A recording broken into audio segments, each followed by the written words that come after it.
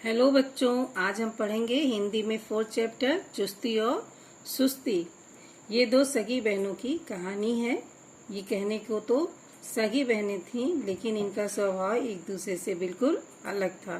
चुस्ती जो थी बड़ी बहन थी और सुस्ती छोटी बहन थी। जब बच्चों ने नाना जी से ये कहा कि वे आज अपने स्कूल का काम नहीं करेंगे, तो नाना जी ने पूछा, आज क्या करेंगे? सभी का एक ही उत्तर था, आज तो हम कहानी सुनेंगे। तो फिर सुनो कहानी दो बहनों की। नाना जी कहते हैं, समय की दो बेटियां हैं, बड़ी का नाम है चुस्ती और छोटी का नाम है सुस्ती। कहने को तो दोनों सगी बहनें हैं, किंतु दोनों के गुण और स्वभाव में जमीन आसमान का अंतर है। जब भी कभी माँ कोई काम करने को कहती है तो सुस्ती का एक ही जवाब होता है, बस थोड़ी देर रुक जाओ माँ। और चुस्ती जो है ना, वह मानो इसी ताक में रहती है कि कब कोई काम बताएं और कब वह उसे पूरा करे। इसलिए तो सुस्ती के सभी काम आधे अधूरे ही पड़े रहते हैं, जबकि चुस्ती के सभी काम बिल्कुल ठीक समय पर पूरे हो जाते हैं। यही नहीं, वह तो आने वाले काम के लिए भी तैयार रहती है। इसी कारण सभी बच्चों के माता पिता यही चाहते हैं कि उनके बच्चे चुस्ती को अपना मित्र बनाएं, उसके साथ रहें और सुस्ती से दूर ही रहें। इन दोनों की माँ का नाम गति है। वह तो निरंतर चलती ही रहती है, न तो वह स्वयं ही कहीं ठहरती है और न ही अपनी बेटियों को कभी रुकने देती है।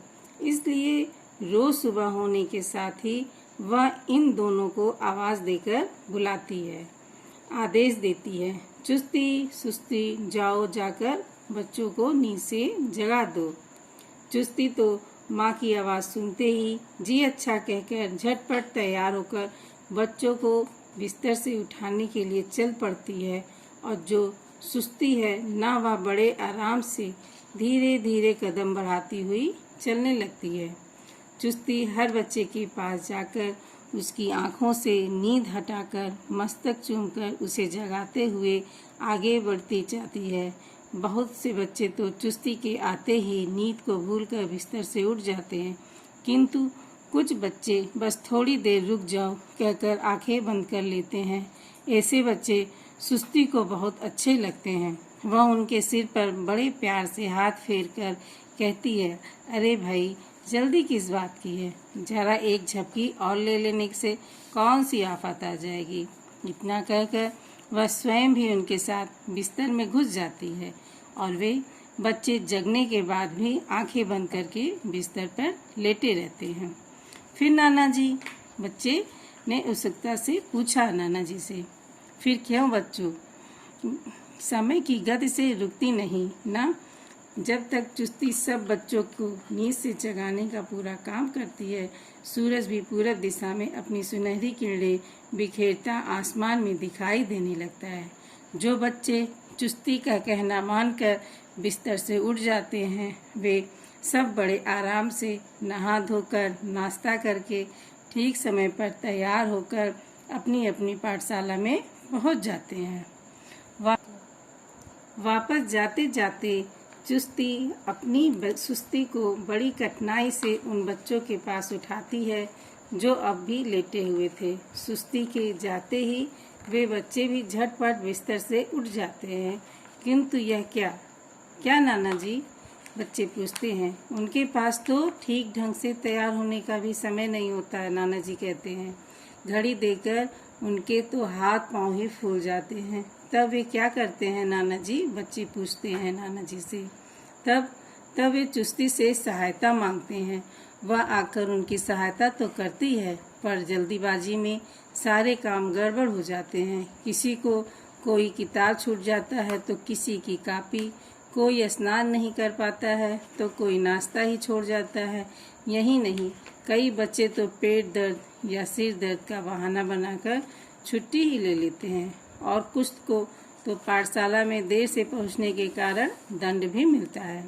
बस इसी तरह इस धरती के सभी लोग समय की इन दो बेटियों के साथ अपनी अपनी रुचि और स्वभाव के अनुसार दोस्ती कर लेते हैं। जो चुस्ती को अपना मित्र बनाते हैं वे खूब उन्नति करते हैं, जीवन में यश और मान पाते हैं तथा महान बन जाते हैं। किंतु जो कभी चुस्ती को और कभी सुस्ती को साथी बनाते हैं वे कभी सफल हो जाते हैं और कभी असफल।